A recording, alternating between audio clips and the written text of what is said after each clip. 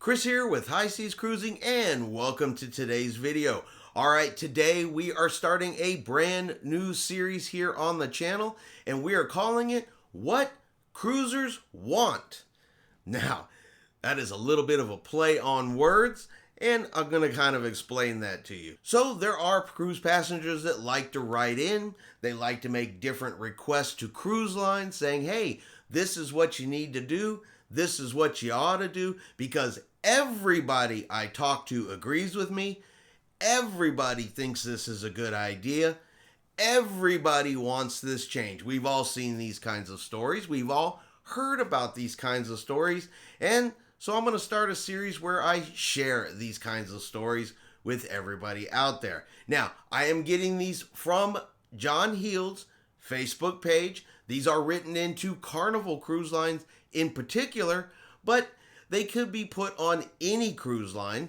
They could affect any cruise line, or it could be a change that anybody could ask of any cruise line. They are not necessarily Carnival specific requests. And these requests go from, just a routine kind of request, an idea or a suggestion, not necessarily a good one, not necessarily one that everybody agrees with, but just an idea, all the way up to, man, some head scratching, what are you thinking kind of questions. And I figure, hey, once a week, we'll put out a video and share some of these with you. So we're going to jump right in and go with our first three stories. Why does Carnival not change the ship time to match the island time? It is also very confusing to your passengers. I believe most would prefer to be on the same time as the islands. Nobody really worries too much about changing time during cruises. Carnival should do this like other cruise lines do. All right, so like I said, written into Carnival, but this could apply to any cruise ship. And what do y'all think? Is it better to leave the cruise ship on ship time, even when you get off in the ports? Or would it be better and easier to change your times as you pass through different time zones? Your port of call has a different time. Would it be better to change the times? Now here's going to be my answer. And my answer is leave it alone. Stay on ship time. That is honestly, in my opinion, the least confusing option out there. So this happened to us once. When we were on the Disney Wonder in January, they had us change time on board the ship. We had to change it one day. 2 days later, we had to change it back to exactly where it was. And honestly, changing my ship time was way more confusing than it is worrying about what time it is on the island. Ship time says I disembark at port at 8 o'clock in the morning. I have to be back on board by 3 o'clock. I'd rather my time just be consistent no matter what time it really is in the port. It could be 2 o'clock or 4 o'clock in the port, but ship time, all aboard time, 3 o'clock, that is what I want to know. That is my opinion. But y'all let me know in the comments below, do you think the ships should change time, or should they leave time the way it is? And like I said, this is an example of one that's not outrageous. It's not crazy, but it is something. Now, let's take a look at the second one. I just read that Virgin Voyages features a tattoo parlor on its newest ship. What a concept. But shouldn't Carnival dip its own tattooed toe into this market? Many Carnival passengers have them already, and besides, a tattoo parlor would offer so many pricing opportunities. A discounted Carnival tattoo of the day, which gets you discounts off your next cruise based on how many Carnival tattoos you have. So let's put this to a vote, Heald. Should Carnival ships offer tattoos? Do not dismiss this lightly, because you will see how many Carnival passengers say yes to this as well. So yes, Virgin Voyages, both of their cruise ships, do have tattoo parlors on board, and you can get a tattoo if you are cruising on Virgin Voyages. But do y'all think other cruise ships, Royal Caribbean, Carnival, Norwegian, MSC, should they all put tattoo parlors on board their ship as well?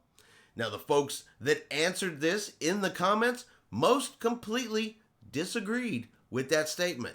And most of that had to do with the process of actually getting a tattoo and being in an environment where it can heal properly, thinking that, hey, a saltwater pool oceans, beaches, and other activities like that while on a cruise ship were not the best environment to get a tattoo for the proper healing process. That if you want to get a tattoo, get it on land, not get it on a cruise ship. So most people were not interested, according to the comments, of having tattoo parlors added on board cruise ships.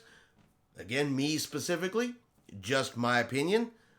I don't have any tattoos, so I honestly don't have an opinion on it one way or the other. It doesn't affect me whether it's there, and it doesn't affect me whether it's not.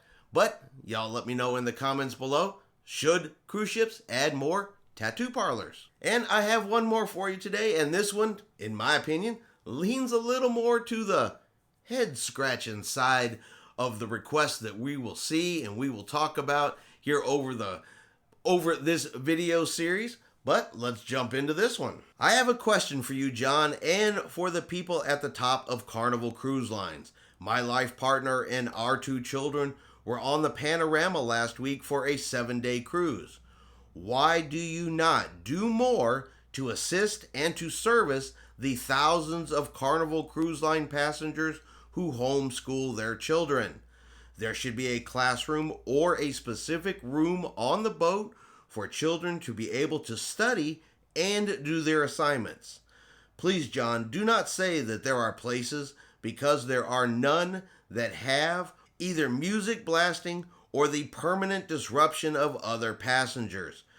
John, there are 12 million children across the United States that are homeschooled. I hope you are intelligent enough to calculate that many of them will cruise with Carnival Cruise Lines. Yes, I want my children to stay on track. I have 2 boys, 4th and 7th grade. They deserve a place to be able to have 3 or 4 hours each day to do their studies. I talked to a lot of people out on the pool deck on the Panorama, and one thing that was almost always small talk was about our kids' homeschool situation. We need a classroom, Mr. Heald. Fact. All right, so this passenger wants Carnival, or like I said, any cruise line, to set aside a specific space on the cruise ship for homeschooling children. Do y'all think the cruise lines should have a space for homeschooling children? Here's my opinion.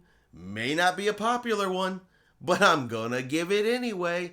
It's called your cabin. If you want to go on vacation and have your kids do schoolwork while on vacation, it's called your cabin. Public spaces on cruise ships will have other passengers in them. There will be music, there will be noise, there will be activities. So if you want a private, quiet space to sit your kids down and have them do schoolwork instead of being on vacation, that's called your cruise cabin. At least that's what I would think. Now, I've taken my kids on cruises during the school year before. Why? Because I think that cruising is a great educational opportunity without taking any school books with you. We are talking about a cruise ship that has crew members from all over the earth, different countries, different backgrounds, different everything.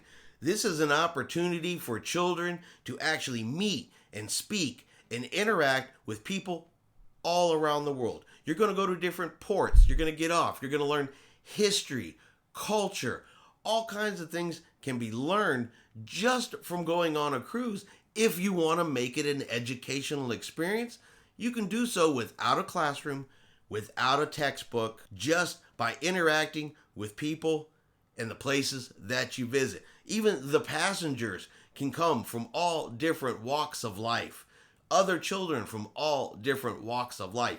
I think that cruising can be a truly educational experience if that's what you want it to be.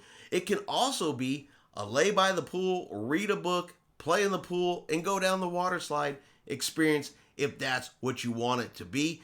And when I take my kids on vacation, yes, they get something educational out of it simply from the experience, but I also don't think they need to do 3 and 4 hours of schoolwork a day while on vacation.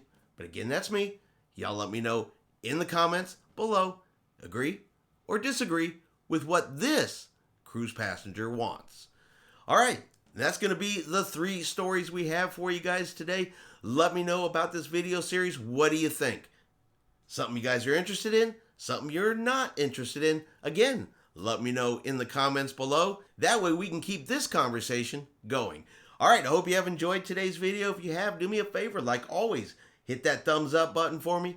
Have yourself a great day, and we will see you out on the high seas.